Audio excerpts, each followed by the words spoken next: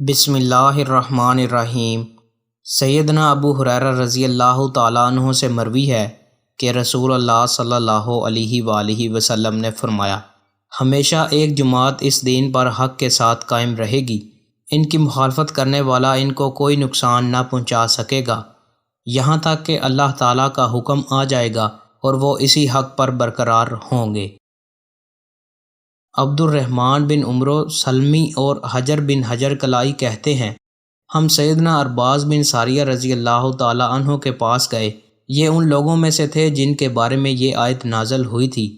ہاں ان پر بھی کوئی حرج نہیں جو آپ کے پاس آتے ہیں کہ آپ انہیں سواری مہیا کر دیں، تو آپ جواب دیتے ہیں کہ میں تو تمہاری سواری کے لیے کچھ بھی نہیں پاتا۔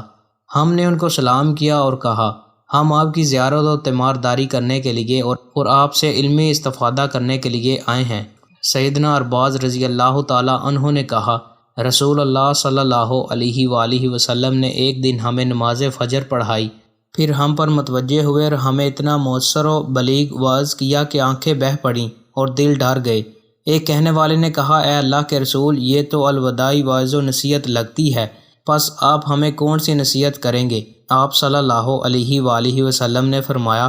میں تم کو اللہ کے ڈر اور امراء کی باتیں سننے اور ان کی اطاعت کرنے کی نصیحت کرتا ہوں، اگرچہ وہ حبشی ہو، پس بے شک تم میں سے جو آدمی میرے بعد زندہ رہے گا وہ بہت زیادہ اختلاف دیکھے گا، پس تم میری سنت اور ہدایت یافتہ خلفائے راشدین کی سنت کو لازم پکڑو، اس پر پابند رہو اور سختی کے ساتھ اس پر قائم رہو اور نئے نئے امور سے بچو، کیونکہ ہر نئی چیز بدعت ہے اور ہر بدعت گمراہی ہے۔